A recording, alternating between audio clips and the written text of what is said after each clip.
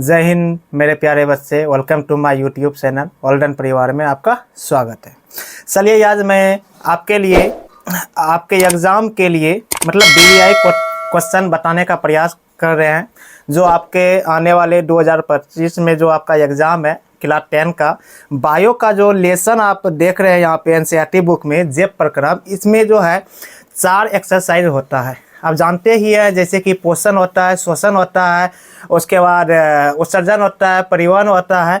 तो वो उसका ना पूरा हम क्या किए हैं ऑब्जेक्टिव जितना भी मतलब रिपीट क्वेश्चन है और बार बार आपके एग्जाम में देखने को मिलता है वह ऑब्जेक्टिव क्वेश्चन लेके हम आए हैं। चलिए अब स्टार्ट करते हैं। ध्यान दीजिएगा, एक नज़र इसको देख लीजिएगा।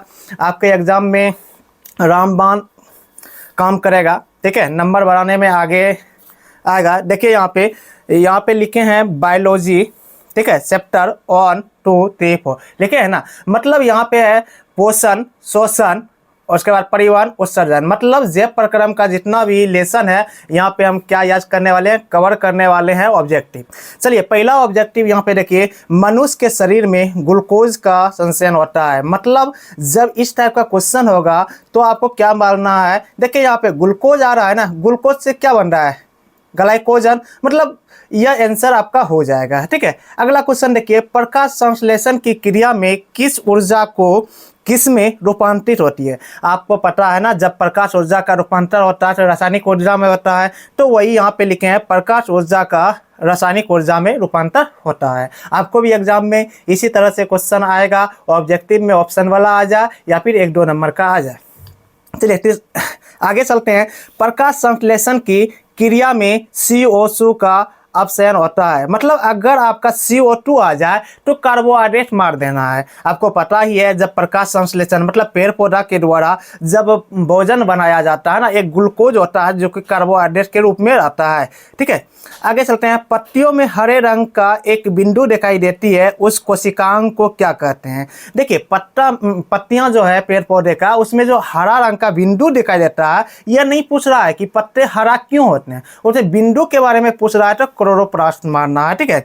अब यहाँ पे पूछेगा क्लोरोप्लास्ट में क्या पाया जाता है, तो आप बोलिएगा क्लोरोफिल। देखिए यहाँ पे है क्लोरोफिल, जिसके कारण पत्तियां हरे होती है, ठीक है। अगला क्वेश्चन है, पत्तियों की बाह्य त्वचा का एपिडर्मिस में क्या मौजूद होता है। जो आप पत्ता देख रहे हैं पेड़ पौधा का, उसमें ना अगर देखिए बारी बाग को एपिडर्मिस कहा जाता है, आप लोग को पता है। उसमें ना एक रंध्र पाया जाता है जिसको हम लोग बोलते हैं स्टोमेटा। इसी के द्वारा गैसों का आदान प्रदान होता है, आपको पता है। आगे चलते हैं। छिद्रों का खुलना और बंद होना किसका अंग है।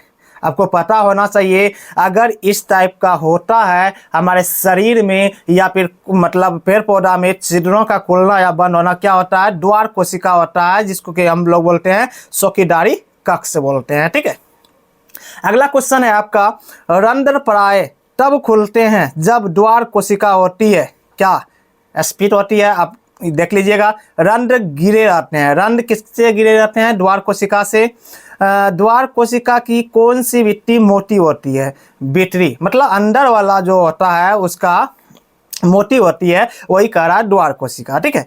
पत्तियों के झिल्ली में रंध्रों का अध्ययन करते हुए किस अभिरंजक का प्रयोग किया जाता है, सेप्रेनिन का उपयोग किया जाता है, ठीक है।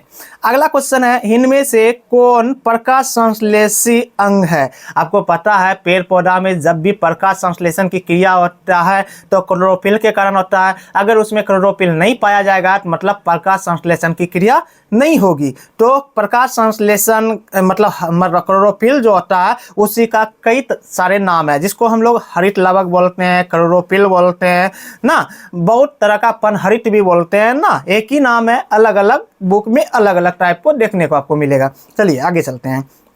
किस तत्व का उपयोग प्रोटीन तथा अन्य यौगिकों के संश्लेषण में किया जाता है। आपको यहाँ पे पता होना चाहिए, एक तत्व है जिसका नाम नाइट्रोजन है, वह प्रोटीन तथा अन्य यौगिकों के संश्लेषण में उपयोग किया जाता है। आगे चलते हैं, ध्यान दीजिएगा आप। यहाँ पे है कि पैरामीशियम जीव है। पैरामीशियम जीव जो होता है ना, एक कोशिकीय जीव होता है जिसको हम लोग माइक्रोस्कोप की सहायता से क्या करते हैं बच्चों, देखने का प्रयास करते हैं। नगी आंखों से यह दिखाई नहीं देता है, ठीक है। अमीबा में भोजन का पाचन होता है, कार्य रिक्तिका होता है, ठीक है। भोजन रसजानी में जाता है। चलिए आगे चलते हैं। मृतजीवी पोषण का उदाहरण है। आपको पता है मृतजीवी कौन कौन सा जीव हो जाएगा। मृतजीवी ना, कवक, ईस्ट, बैक्टीरिया, मशरूम, मतलब यह मृत जो होता है मृतजीवी पोषण, जो मृत जीव जंतु के द्वारा पोषण प्राप्त करता है। आगे चलते हैं। मीडियम उदाहरण है किसका है, परजीवी का है। आपको पता होना चाहिए, परजीवी बोला जाए तो अमरवेल सबसे पहला आता है। आपका क्वेश्चन में बार बार पूछता है अमरवेल क्या है, परजीवी है, सजीवी है, मतलब यह बार बार आपके एग्जाम में देखने को मिलता है। तो आप जान लीजिए यहाँ पे परजीवी अमरवेल होता है, गोल कृमि, टेपर, या इस टाइप का क्वेश्चन आपके एग्जाम में देखने को मिलेगा। अगला क्वेश्चन है कार्बोहाइड्रेट का संचयन किसके रूप में होता है। आपको पता है कार्बोहाइड्रेट का जो होता है मंड या स्टार्च के रूप में होता है, ठीक है। जब हम अपनी पसंद का कोई पदार्थ खाते हैं तो हमारे मुंह में पानी के आने का क्या कारण है। आपको पता है ना, किसी को खाते हुए देखते हैं ना, मुंह में पानी आ जाता है, मतलब लालच लगने लगता है या फिर लार आने लगता है। हम कह सकते हैं ना कि मेरा भी मन करने लगता है खाने का ना, लालच उसको बोलते हैं। लार में कौन सा एंजाइम पाया जाता है, बहुत इंपॉर्टेंट है आपका, एमिलेस, जिसको हम लोग टाइलिन बोलते हैं, ठीक है। इसका दूसरा दो नाम है, आप दोनों याद कर लीजिएगा। मुंह में स्टार्च का पाचन शर्करा में होता है ना, किसमें, एमिलेस, टाइलिन के द्वारा। अब कहता है हाइड्रोक्लोरिक अम्ल का स्राव होता है। देखिए बार बार यह क्वेश्चन रिपीट होता है कि हाइड्रोक्लोरिक अम्ल का स्राव कहाँ में होता है। आपको डायरेक्ट मानना, अमाशय में मानना है, ठीक है। यहाँ पे है कर्माकुंचक गति होती है ग्रास नली में, ठीक है। आपका जो ग्रास नली है वहाँ पे कर्माकुंचक गति होती है। आहार नाल का सबसे बड़ा भाग कौन सा होता है, सोटी आंत। आपको पता है ना, शुद्धांत मतलब होता है सोटी आंत। सोटी आंत की लंबाई आपको पता है 6 से 7 मीटर होता है या फिर 6 से 9 मीटर होता है। सभी में अलग अलग टाइप का होता है, लेकिन नॉर्मल 6 से 7 होता है, ठीक है। देखिए सोटी हाथ कहने का सोटी हाथ है, ठीक है, लेकिन बड़ी हाथ से बड़ा ही सोटी हाथ होता है। इसी में पूरा क्रिया आपका संपन्न होता है। जो भी हम पदार्थ खाते हैं ना, भोजन करते हैं ना, पहले कहाँ जाता है, सोटी हाथ में। वहां से जो भी पदार्थ पच जाता है, जो भी लिक्विड टाइप का होता है ना, वह बड़ी हाथ में जाता है। उसके बाद मल द्वार देके बाहर निकलता है। आपको यह पता होगा। आगे चलते हैं। मांसाहारी जीवों की शुद्धांत होता है, मतलब सोता होता है, क्योंकि मांस का पाचन सरल से होता है। तो याद रखिएगा कि मांसाहारी जीवों का जो सोती हाथ उसका होता है, कितना होता है, सोता होता है, क्योंकि मांस का पाचन सरल से होता है, ठीक है। कहता है किस प्राणियों का शुद्धांत मतलब सोती हाथ बड़ा होता है, शाकाहारी ना, शाकाहारी, क्योंकि सेल्यूलोज पचाने की में लंबी शुद्धांत होता है। मतलब देखिए एक सेल्यूलोज एक ऐसा चीज है जिसको पचाने के लिए ना मतलब जल्दी पचता नहीं है। यह सब एक ऐसा चीज है, वसा हो गया, कार्बोहाइड्रेट हो गया, सेल्यूलोज हो गया, यह जल्दी नहीं पचता है, इसलिए उसका क्या होता है, शाकाहारी जीव का ना यह बड़ा होता है। आगे चलते हैं। हाइड्रोक्लोरिक माध्यम होता है किसमें, देखिए हाइड्रोक्लोरिक माध्यम जो होगा अम्लीय होगा, जब भी होगा तो अम्लीय। आपको पता होना चाहिए पीएच मान जो होता है, जिसका पीएच मान 7 से कम हो वो अम्लीय होता है, जिसका पीएच मान 7 से अधिक हो वह क्षारीय होता है, जो 7 बराबर हो वह उदासीन होता है, ठीक है। आगे चलते हैं। HCl पेप्सिन श्लेष्मा होता है। मतलब देखिए बार बार आपका क्वेश्चन पूछा जाएगा कहाँ पे होता है, अमाशय में होता है। यह सब जितना भी है इंपॉर्टेंट है, आप इसको निगलेक्ट नहीं कर सकते हैं, ठीक है। 1 नंबर का बच्चों सवाल है। आगे चलते हैं। देखिए यहाँ पे है कार्बोहाइड्रेट, प्रोटीन तथा वसा का पाचन होता है। कहाँ पे होता है, सोती हाथ में होता है, ठीक है। आपको यहाँ पे क्वेश्चन आपके एग्जाम में आएगा, कार्बोहाइड्रेट जो है, प्रोटीन जो है, वसा जो है, इसका पाचन कहाँ पे होता है, सोती हाथ में होता है। अमाशय अम्लीय होता है, उसको किसकी सहायता से क्षारीय बनाया जाता है, अग्नाशिक एंजाइम, एक एंजाइम होता है जो अम्लीय को क्षारीय बना देता है, ठीक है। पीट रस का स्राव होता है यकृत में, सबसे बड़ा यकृत याद कर लीजिए। यकृत जो होता है पीट रस का स्राव करता है, अग्नाशिक रस का स्राव करता है अग्नाशय में। देखिए यहाँ पे यह बहुत आसान है, अग्नाशिक आ रहा है तो ओ से आ रहा है, ओ से अग्नाशय मार देना है क्वेश्चन, ठीक है। कहता है इम्लिसिकृत वसा का पाचन करने के लिए सहायक है। देखिए यहाँ पे लाइपेज एंजाइम हो जाएगा, अंत रस स्रावित करता है। सुडांत मतलब छोटी आंत में शरीर का सबसे कठोर भाग होता है। आपको पता है दांतों का इनेमल, दांत में पाया जाता है इनेमल सबसे कठोर भाग होता है, ठीक है। वसा का पाचन होता है, अभी यहाँ पे देखिए कार्बोहाइड्रेट, प्रोटीन तथा वसा, यह तीनों एक बार पूछ दिया, एक बार सिर्फ वसा के बारे में पूछ दिया। तो आपको घबराना नहीं है, आप डायरेक्ट छोटी आंत को मार देना है। प्रकाश संश्लेषण की क्रिया में के दौरान जल के अणुओं का अपघटन कहलाता है, फोटोलाइसिस कहलाता है। आप यहाँ पे ध्यान रखिएगा, प्रकाश संश्लेषण का जब क्रिया होता है उसके दौरान जो जल टूटता है ना, वही टूटने की अपघटन को क्या कहते हैं, फोटोलाइसिस कहते हैं, ठीक है। कई बार एग्जाम पूछा गया है, ठीक है। प्रकाश संश्लेषण में जल का टूटना क्या कहलाता है, अभी सेम वही हो गया ना। देखिए यह वाला क्वेश्चन देख लीजिए और यह वाला क्वेश्चन देखिए, दोनों टाइप से पूछा गया था। थोड़ा सा एक लफ्जा के पूछा गया, प्रकाश संश्लेषण की क्रिया के दौरान जल के अणुओं का अपघटन कहलाता है, फोटोलाइसिस। अब वही क्वेश्चन को रिपीट कर दिया है कि प्रकाश संश्लेषण में जल का टूटना क्या कहलाता है, सेम है। आप 7 मार दीजिएगा, ठीक है। आगे चलते हैं, यहाँ पे देखिए नोट में लिखे हैं हम कुछ। फोटोलाइसिस का अर्थ जल, देखिए बच्चों नोट में दिया गया है कि, चलिए नोट में यहाँ पे दिया हुआ है, देखिए फोटोलाइसिस का अर्थ जो होता है ना, जल के अणुओं के विघटन से ऑक्सीजन का मुक्त होना, मतलब इससे क्या होता है, ऑक्सीजन मुक्त होता है, उसी को फोटोलाइसिस कहते हैं। उसके बाद है दन सड़न का क्या कारण है, बैक्टीरिया द्वारा अम्ल का उत्पादन, मतलब बैक्टीरिया जो है जीव है, मतलब यह सब ये कोशिकीय जीव है, इसको बच्चों हम लोग मतलब माइक्रोस्कोप की सहायता से देखते हैं, ठीक है। वह जो क्या करता है, अम्ल का उत्पादन कर देता है।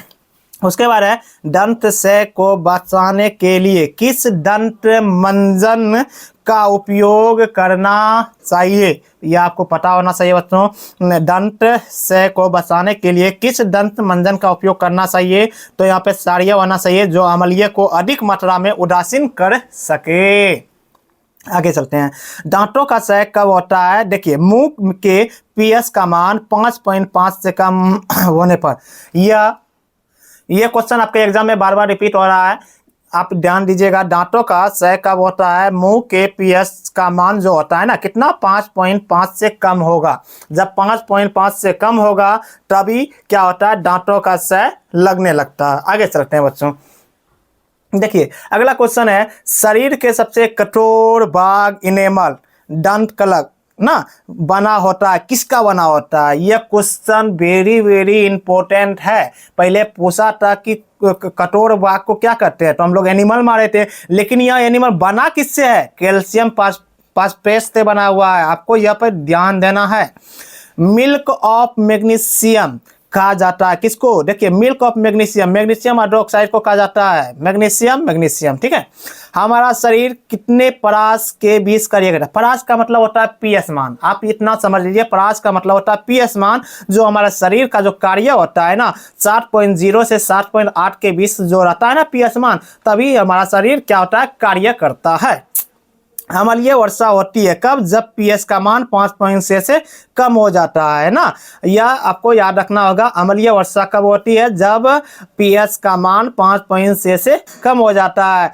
क्षारकीय ऑक्साइड किस प्रकृति का होता है, तो आप यहाँ पे जान लीजिए, दात्विक ऑक्साइड मतलब धात्विक प्रवृत्ति का जो होता है ना उसी को बोलते हैं। और धात्विक ऑक्साइड किस प्रकृति के होते हैं, अम्लीय प्रकृति के होते हैं, यह भी आपको ध्यान रखना होगा। जल में हाइड्रोजन तथा ऑक्सीजन के परमाणु संख्याओं का अनुपात होता है। आप हाइड्रोजन देखिए कैसे होता है, हाइड्रोजन दो लेते हैं और ऑक्सीजन कितना लेते हैं, एगो लेते हैं ना, H2O, तब ना जाके क्या बनता है, जल बनता है। हाइड्रोजन 2 लेते हैं, ऑक्सीजन 1 लेते हैं, तब जाके जब उसका अनुपात निकलेगा 2:1 निकलेगा। यह केमिस्ट्री का है, लेकिन बायो में भी कभी कभी पूछ देता है, ठीक है। हरे पौधे में किस घटक के अभाव से प्रकाश संश्लेषण संभव नहीं है, आपको हम पहले ही बोल दिए थे, प्रकाश संश्लेषण का क्रिया जब पेड़ पौधे में होगा तो क्या होगा बच्चों, क्या होगा कि उसमें क्लोरोफिल होना चाहिए, जिसको हम लोग पनहरित बोलते हैं, या फिर क्लोरोप्लास्ट बोलते हैं, या फिर बच्चों हरित लवक बोलते हैं। ये किस चीज है, इंसुलिन की कमी के कारण रोग होता है मधुमेह। अगर बोल देगा, देखिए आगे आ गया, वहाँ पे चर्चा करेंगे। इंसुलिन की कमी के कारण कौन सा होता है? मधुमेह होता है। और जो हम लोग बच्चों जिसका शुगर वगैरह मतलब बढ़ जाता है, उसको हम कहाँ पे सुई देते हैं? कहाँ पे सुई देते हैं? अग्नाशय के पास देते हैं, आपको हम बताएंगे वहाँ पे। यहाँ पे ब्रैकेट में देखिए लिखा हुआ, इंसुलिन का उत्पादन अग्नाशय में होता है। यह क्वेश्चन बार बार पूछता है कि इंजेक्शन कहाँ पे देते हैं, वो अभी देख लेना है। और कहाँ पे यह इंसुलिन की कमी पाया जाता है, मतलब कमी से यह मधुमेह रोग होता है, कहाँ पे होता है, शरीर का कौन सा अंग में होता है, तो यहाँ पे याद रखना होगा। ठीक है, बार बार आपका रिपीट होता है, हम वही बताने का प्रयास कर रहे हैं जो आपके एग्जाम में आने वाला है। ठीक है, आयोडीन की कमी के कारण रोग होता है, घेगा रोग होता है, आपको सबको पता है ना। हरे पौधे कहलाते हैं, उत्पादक कहलाते हैं। उत्पादक का मतलब होता है जो खुद से क्या करता है, उत्सर्जित करता है। मतलब उत्पादक हम लोग उसको कह सकते हैं जो खुद से भोजन बना सकता है। उत्पादक हम लोग उसको कह सकते हैं जो प्रथम होता है ना, और जो उसको ग्रहण करता है वो उपभोक्ता कहलाता है। ठीक है, रक्त में आयरन की कमी होने से एनीमिया रोग होता है, आप लोग को पता है। आगे चलते हैं, कोशिका का पावर हाउस किसे कहा जाता है? पता होना चाहिए बच्चों। माइटोकॉन्ड्रिया को एक और बिजली घर के रूप में भी जाना जाता है। और कोशिका का पावर हाउस किसे कहा जाता है? माइटोकॉन्ड्रिया को कहा जाता है। मन परीक्षण के बाद पत्तियों के रंग बदलता है। अब आपको पता होगा कि मन परीक्षण हम लोग क्यों करते हैं कि ना, जो मन परीक्षण के बाद पत्ती का जो रंग होता है ना, क्या हो जाता है? हरा से नीला हो जाता है। आपको याद रखना है, नीला हो जाता है। मन परीक्षण जब करेंगे तो पत्तियों का रंग क्या हो जाएगा? नीला हो जाएगा। आगे चलते हैं, मन परीक्षण के लिए हरी पत्ती पर आयोडीन से पहले पत्ती को अल्कोहल में उबाला जाता है। अगर उबाला जाता है, क्यों उबाला जाता है? आप पढ़े होंगे, प्रूव करने वाला आया था यह क्वेश्चन, उसी से ऑब्जेक्टिव बना है। कह रहा मन परीक्षण के लिए हरी पत्ती पर आयोडीन से पहले पत्ती को अल्कोहल में उबाला जाता है। क्यों उबाला जाता है? आगे चलते हैं बच्चों। देखिए, एक में है मंड को घोलने के लिए, दूसरा है क्लोरोफिल को घोलने के लिए, और तीसरा है पत्तियों को मुलायम करने के लिए। तीन चीज हम लोग बच्चों करते हैं। पहला क्या करते हैं? मंड को घोलने के लिए, मतलब जो पत्ती में मंड होता है उसको घोल देते हैं। क्लोरोफिल को घोलने के लिए, उसके बाद पत्ती को मुलायम करने के लिए बच्चों यह कार्य हम लोग करते हैं।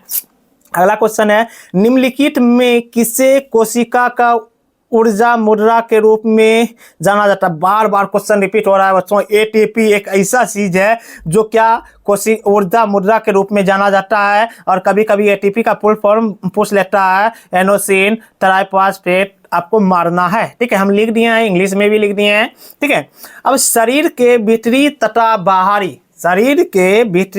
बाहरी अंगों के काम करने और हिलने के लिए कर्ष होने वाले अणुओं को एटीपी अणु कहा जाता है। आप सिंपल सी बात जान लीजिए, हमारे शरीर के अंदर जितने भी गतिविधि होता है या बाहरी अंगों के काम करने के लिए, मतलब मान लीजिए या हाथ या ऐसे कुछ भी कर रहे हैं या हिलने के लिए ना, ऊर्जा की आवश्यकता होती है। कौन देता है? एटीपी देता है। आप सिंपल सी बात इतना जान लीजिए। ठीक है, अगला क्वेश्चन है, दांतों की 80 प्रकार से सफाई नहीं करने पर बनने वाला एक अस्थायी पलट कहलाता है, यह दंत प्लाक कहलाता है। आपको यह देख लेना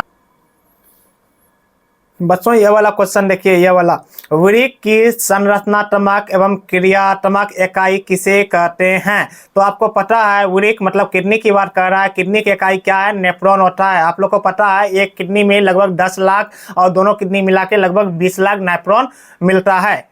ठीक है, नेफ्रॉन बोलते हैं। और तंत्रिका कोशिका का इकाई क्या होता है? न्यूरॉन होता है। न्यूरॉन और नेफ्रॉन में बच्चों क्या होता है? बहुत कंफ्यूजन होता है। इसलिए किडनी जब आए तो नेफ्रॉन मारना है और तंत्रिका कोशिका आए तो न्यूरॉन मारना है। अब कहता है यहाँ पे मानव में डायलिसिस टेली है, मतलब नेफ्रॉन, मतलब इसका कहने का मतलब है मानव में जो किडनी खराब हो जाता है उसमें जो नेफ्रॉन होता है डायलिसिस के द्वारा क्या होता है, मतलब हम डॉक्टर के द्वारा रहता है तो क्या होता है, किडनी की तरह लगा दिया जाता है, वहां पे किडनी की तरह कार्य करता है, उसी को बोलते हैं डायलिसिस।